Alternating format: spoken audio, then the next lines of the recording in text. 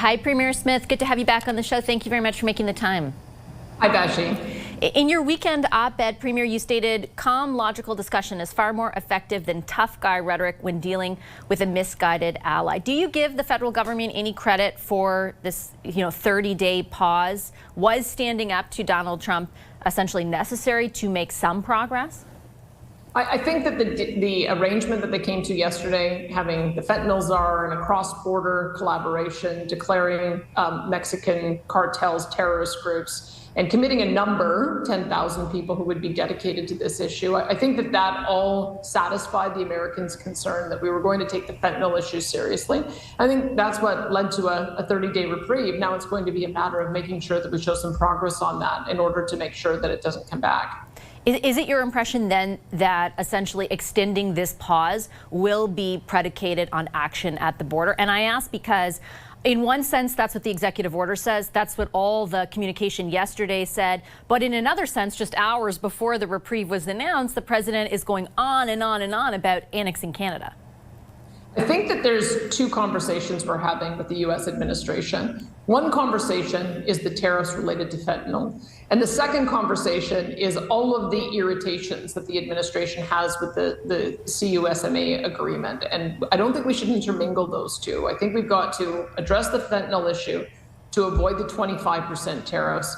And then the second stage is having an election so we can have a government who can spend 4 years renegotiating the CUSMA. I think if we try to intermingle those two, then we're not going to satisfy the concerns around fentanyl. So I'd like to stay focused on fentanyl, make some progress in the next 30 days, and then hope we can move on to the next stage when we've got a new elected government at the federal level. Is it us as Canadians, though, who are intermixing them, or is it the president himself? Because I would note, for example, his public statement last night on the reprieve concluded with essentially him saying, let's see if we can reach an economic agreement by the end of this, while our statement focused very much on the border. And again, he's the one talking over and over again about the utility of Canada becoming the 51st state. I think it's both. I think that we need to make progress on fentanyl so that we don't end up seeing the 25% tariffs come back.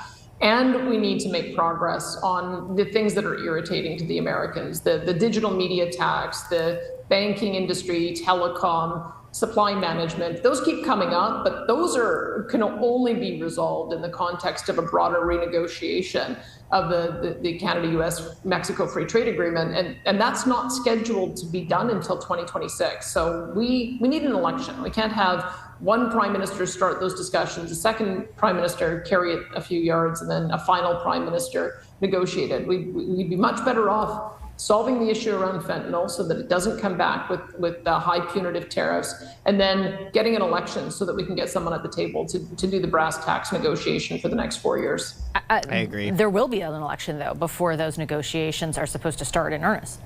No, but she's I sure hope so. I mean, well, there will as we all know, there is the ability for a new prime minister to try to negotiate a new deal with either the Bloc or the NDP to stay in until October. We also know our Constitution allows for an election that could be held as late as October 2026. I think that would be very damaging to the country. I just want to make sure everyone knows my view.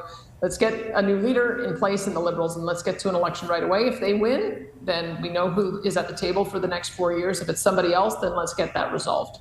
Yep, you spoke over the weekend and released a statement when the initial executive order was signed, basically intimating that your lobbying efforts in the United States had led to a better outcome for oil and gas because energy got a 10% tariff instead of the 25% tariff. What do you tell your province's farmers or manufacturers? Were you not advocating for them?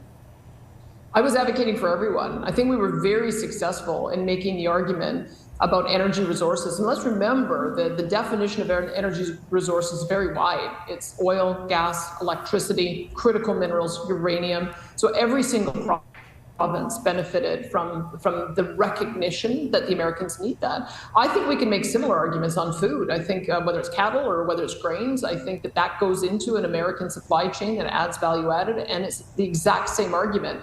I think the same could be made for auto parts. The fact that auto parts go back and forth across the border 6 or 7 times to create a finished car, that's a very strong argument to maintain those supply chains. So it's up to each premier to make those arguments. But I think the fact that we had a breakthrough on energy resources writ large, I think that shows that there is a pathway for us to demonstrate the supportive value that Canada has and why this relationship is so unique and so strong and should stay that way. Is it your intention, though, over the next month to advocate for all those other areas that you talked about? Because I think Canadians have an impression that, some premiers are advocating for something, others are advocating for other things. There's somewhat of a federal voice unifying everything, but not really at all the time.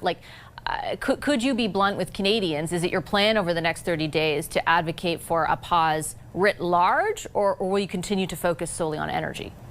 I've never been focused solely on energy. I've always focused on this special trading relationship we have as a reason for Canada as a whole, every province, all products, to be able to go across the border tariff-free. I think our strongest argument is around our energy resources. As you've seen, we've had a breakthrough, and now we just have to work on making sure the Americans understand that entire picture across all tariffs. But I don't want to get distracted on the economic arguments without understanding that we have to address the issue of fentanyl deaths. When I talk to members of the administration, they're very aware that 75,000 Americans a year die of fentanyl. We have a fentanyl overdose problem in Alberta that we've been tackling for 6 years. So let's work together to try to stamp that out for good. And then we can get on to talking about the economic arguments later.